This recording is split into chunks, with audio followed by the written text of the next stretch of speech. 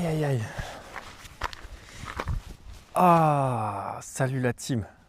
Oh là là, quelle semaine chaotique, chaotique.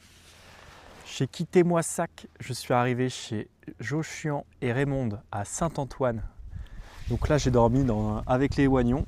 Donc d'ailleurs, ça fait 7 jours que je ne me suis pas douché, donc je vous dis, l'odeur elle est collée à moi depuis 7 jours. Ou plutôt, elle s'est mélangée.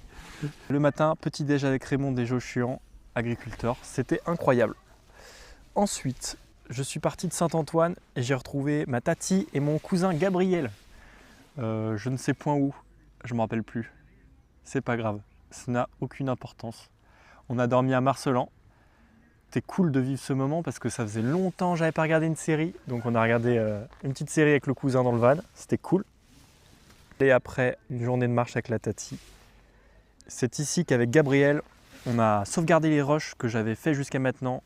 Les rushs du drone, des interviews, les messages audio, etc. Donc on a tout mis en sécurité dans un SSD.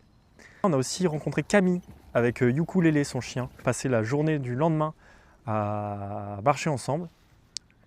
Et on a dormi au lac du Pouy, près des Ozes.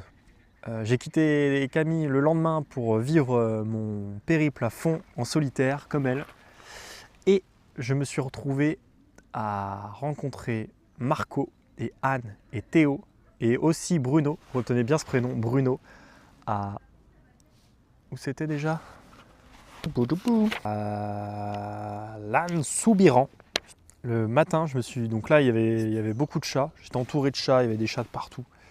Il y avait plusieurs chats qui m'ont fait chier pendant la nuit. Je pense que c'était les chats de Marco et Anne, donc voilà, des amours ces chats. Lannes-Soubiran pour aller à Barcelone-du-Gers, où j'ai retrouvé Bruno. On a passé 1h30 ensemble, il m'a payé un coup à boire, c'était cool. J'ai aussi noté son numéro. J'ai quitté Barcelone-du-Gers vers 15h30. J'ai dû faire une quinzaine de kilomètres jusqu'à Miramont-sans-Sac. Et là, je faisais un petit plan de drone pour le documentaire. Et clac, la remorque, elle casse d'un coup. Je suis en mode, waouh, quoi, je comprends pas au début, je commence à faire comme ça. Puis je vois que l'autre côté, c'est encore pire. Enfin, c'est tout pareil, quoi. Tout est cassé, quoi, en fait. Et là, je suis terrassé par un truc. Je me dis, putain, si ça se trouve, c'est la fin de l'aventure et tout. Je le vis pas si mal que ça. Mais je me dis que j'ai envie de continuer, mettre tout dans une brouette, je verrai. Donc sur le moment, j'appelle Bruno aussi parce que c'est le seul contact que j'ai au kilomètre à la ronde. Et je lui dis, Bruno, je suis dans la merde, ma remorque, elle est cassée là. Et c'est hyper compliqué l'histoire. En fait, je dors chez lui, mais pas chez lui, dans sa nouvelle maison qu'il a achetée, mais qui n'est pas encore à lui. Et il vient me chercher le lendemain matin. Donc ce matin-là, on a passé la matinée à réparer la remorque. Moi, j'ai coupé le tube du châssis